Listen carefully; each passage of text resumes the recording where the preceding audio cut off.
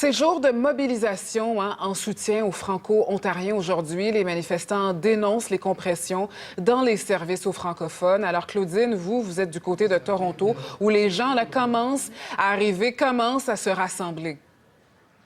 Effectivement, je suis au Salon du Livre de Toronto. Pourquoi ici? Parce que les gens vont se rassembler ici dans les prochaines minutes pour prendre un autobus et se rendre devant le bureau de circonscription du premier ministre Doug Ford. C'est l'un des lieux de manifestation, mais il y en a partout à travers la province, entre autres devant les bureaux aussi de la ministre des Affaires francophones, Caroline Mulroney. Il y en a à Ottawa, dans le sud de la province, vraiment une quarantaine d'endroits donc où les Franco-Ontariens vont manifester.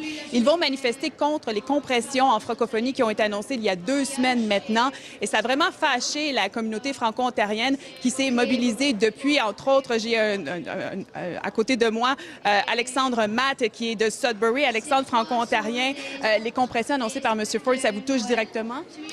Ben oui, puisque ce que je trouve vraiment dommage, c'est que pendant la campagne électorale, le futur premier ministre nous disait « Ne vous inquiétez pas, on n'est pas le même parti que Mike Harris, on va être là pour vous, on va vous permettre de bâtir l'université, on va rien couper. » Puis, juste quelques semaines plus tard, voilà les annonces. Alors là, qu'est-ce qu'on doit penser maintenant à propos du Parti conservateur, à propos de notre premier ministre? Qu'est-ce qui va faire qu'on va pouvoir vous faire confiance à nouveau dans l'avenir? Et M. Matt, vous êtes venu de Sudbury, vous allez participer à la manifestation devant le bureau de M. Ford et vous avez amené vos enfants aussi. C'est important pour vous d'amener vos petites filles. M. Matt a des jumelles de 6 ans. Oui.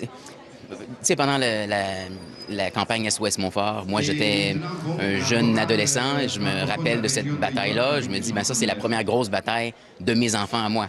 Et il y a juste l'année passée, quand on savait qu'on allait construire une université franco-ontarienne, on se disait, mais peut-être que mes enfants vont être là. Ça va être une université qui aura quelques années d'expérience déjà. Elles pourront choisir le programme. Elles pourront, en plus d'avoir les autres choix partout en province, dans le Grand Nord, à l'Est et dans le Moyen Nord, à Sudbury, d'autres programmes en français, que ce soit à l'Université de Hearst ou des universités bilingues. Elles auraient le choix d'étudier en français partout en Ontario. Et ça, c'est important. Merci beaucoup, M. Matt. Alors, comme M. Matt, on attend plusieurs personnes franco-ontariennes devant les bureaux de Doug Ford aujourd'hui. On attend à peu près 400 personnes. C'était les derniers chiffres de l'Assemblée de la francophonie de l'Ontario. Évidemment, vous pouvez nous suivre toute la journée sur le Internet. On sera aussi une émission spéciale dès 13 h et on aura des gens un peu partout à travers la province de l'Ontario pour vous rapporter justement ces manifestations. Voilà, merci Claudine. Émission spéciale, comme je le disais, de 13 h à 15 h sur nos ondes sur ici RDI.